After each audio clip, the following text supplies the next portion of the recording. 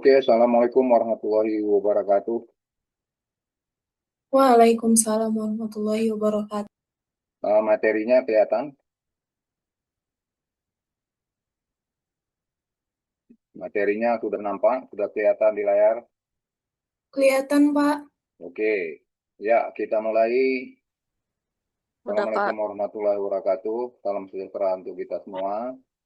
Pada sore ini, ya, judul kita adalah peran metafisika terhadap paham kebersamaan pada sila ketuhanan yang Maha Esa. Jadi ini materi kita.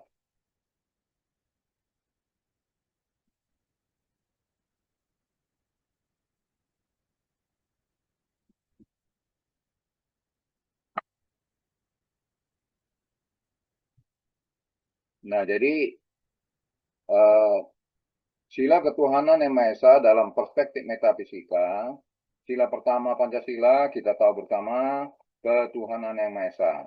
Secara metafisis, sila ini mengandung pengakuan bahwa pertama Tuhan sebagai realitas tertinggi. Tuhan dipahami sebagai sumber keberadaan seluruh makhluk. Karakteristik Tuhan absolut, transenden, imanen, maha pencipta, maha pemelihara. Kesadaran akan Tuhan melahirkan tanggung jawab moral. Sekarang yang kedua, manusia sebagai makhluk spiritual. Manusia tidak hanya terdiri dari unsur material, tapi juga memiliki dimensi rohani. Kesadaran spiritual mendorong manusia untuk menghormati sesama, menjaga persatuan, mengembangkan kasih sayang, menghindari sikap egoistik. Yang ketiga, kesatuan asal dan tujuan kehidupan. Dalam pandangan metafisis, manusia berasal dari sumber yang sama, yaitu Tuhan, dan pada akhirnya akan kembali kepadanya. Kesadaran ini memperkuat rasa persaudaraan, kebersamaan, solidaritas, tanggung jawab sosial. Nah, sekarang kita mau melihat konsep kebersamaan dalam sila ketuhanan yang Maha Esa. Paham kebersamaan merupakan cara pandang yang menempatkan manusia sebagai bagian dari komunitas yang saling membutuhkan. Karakteristik kebersamaan, satu, pengakuan terhadap martabat manusia. Setiap manusia memiliki kedudukan yang sama sebagai ciptaan Tuhan. Implikasinya tidak diskriminatif, menghargai perbedaan, mengembangkan sikap inklusif, solidaritas spiritual. Kesadaran ketuhanan membangun empati sosial. Nah, manifestasinya tolong-menolong, gotong royong, kepedulian sosial, pengabdian masyarakat. Kemudian yang ketiga, toleransi antar umat beragama.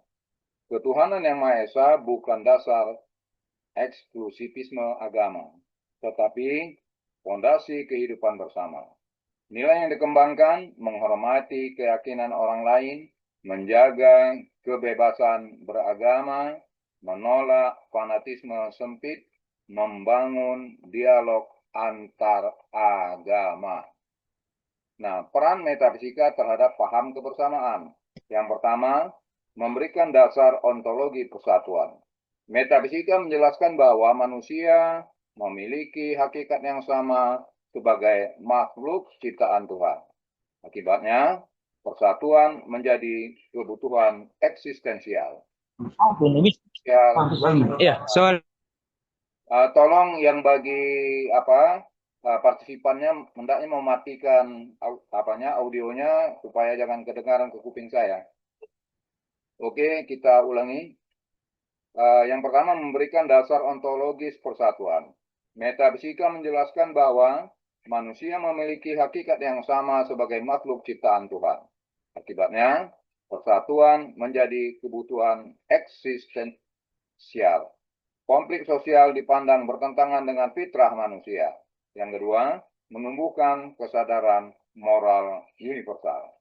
Kesadaran akan keberadaan Tuhan menjadi sumber etika universal. Nilai yang berkembang, kejujuran, keadilan, tanggung jawab, kasih sayang. Kesadaran ini memperkuat kehidupan masyarakat yang harmonis. Kemudian mengatasi individualisme modern. Modernisasi sering melahirkan konsumerisme, materialisme, individualisme, alienasi sosial.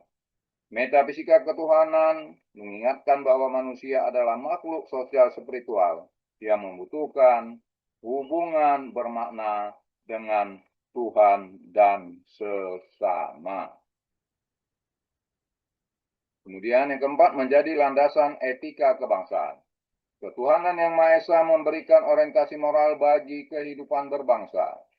Implementasinya mengedepankan musyawarah, menjaga persatuan nasional, mengembangkan budaya gotong royong, menghormati keberagaman budaya dan agama.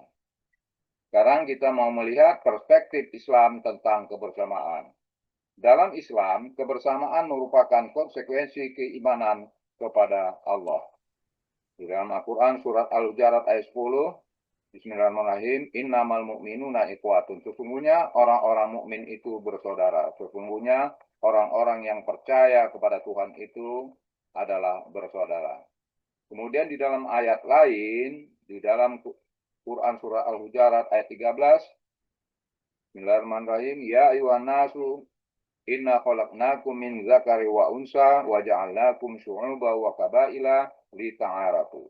Wahai manusia, sesungguhnya kami menciptakan kamu dari seorang laki-laki dan seorang perempuan. Jadi kita dasarnya ya dari nenek moyang kita itu Nabi Adam dan istrinya ya, Hawa atau Eva.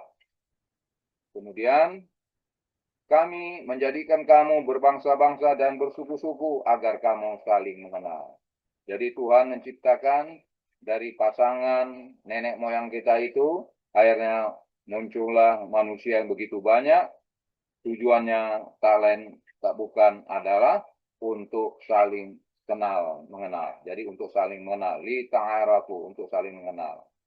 Makanya kita berbeda agama, berbeda bangsa, berbeda suku. Jadi tujuannya untuk apa? Tujuannya untuk saling mengenal. Nah, kita lihat lagi yang berikutnya. Prinsip kebersamaan dalam Islam meliputi ukhuwah Islamiyah, persaudaraan sesama muslim. Nah, kalau dia ya kita ketemu dengan sesama muslim, artinya agama yang sama, maka disebut dengan ukhuwah Islamiyah. Tetapi bisa juga ya kita itu tidak bersaudara karena tidak agamanya tidak sama, tetapi saudara sebangsa, namanya ukhuwah wataniyah, sama-sama bangsa Indonesia, ya, ukhuwah wataniyah. Tetapi kadang-kadang kita ketemu pula dengan orang yang tidak sebangsa dengan kita, ya. Nah, tapi itu kita saudara juga namanya, itu namanya ukhuwah insaniyah, persaudaraan kemanusiaan.